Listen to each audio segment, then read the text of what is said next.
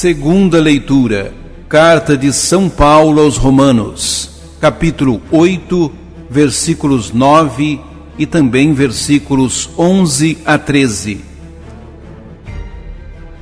Irmãos, vós não viveis segundo a carne, mas segundo o Espírito, se realmente o Espírito de Deus mora em vós. Se alguém não tem o Espírito de Cristo, não pertence a Cristo. E se o Espírito daquele que ressuscitou Jesus dentre os mortos mora em vós, então aquele que ressuscitou Jesus Cristo dentre os mortos vivificará também vossos corpos mortais por meio do seu Espírito que mora em vós. Portanto, irmãos, temos uma dívida, mas não para com a carne, para vivermos segundo a carne. Pois, se viverdes segundo a carne, morrereis. Mas, pelo Espírito, matardes o procedimento carnal, então vivereis. Palavra do Senhor. Graças a Deus.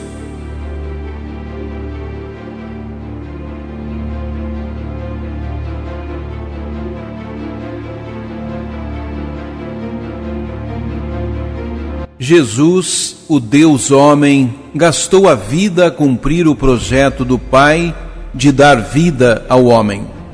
A sua ação acabou por chocar com os interesses dos senhores do mundo, e ele foi morto na cruz. No entanto, essa morte na cruz não foi o fim da linha. O Espírito de Deus, sempre presente em Jesus, ressuscitou-o, pois no projeto de Deus, o oferecer a vida para concretizar o plano do Pai não pode gerar morte, mas vida plena e definitiva. Ora, Jesus ofereceu aos seus discípulos o mesmo Espírito. Os discípulos têm de estar conscientes de que, se viverem como Jesus e se fizerem da vida um dom a Deus e aos irmãos, receberão essa mesma vida nova e definitiva que o Espírito deu a Jesus. Sobretudo, Paulo convida os cristãos a tirarem as conclusões práticas desta realidade.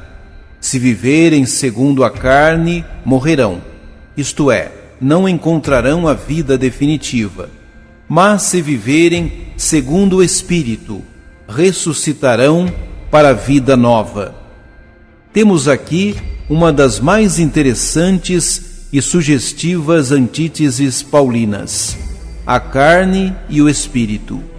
Viver segundo a carne é, na perspectiva de Paulo, viver em oposição a Deus, ou seja, viver fechado a Deus, numa vida de egoísmo, de autismo, de autossuficiência, que leva o homem a prescindir dos mandamentos, das propostas e dos valores de Deus.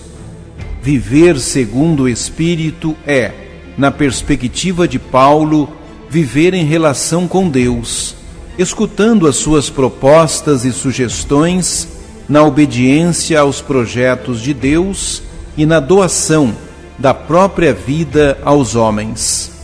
Os cristãos são, portanto, veementemente exortados por Paulo a fazerem a sua escolha. Sobretudo, Paulo está interessado em demonstrar aos crentes que só o seguimento de Cristo garante ao homem a vida definitiva.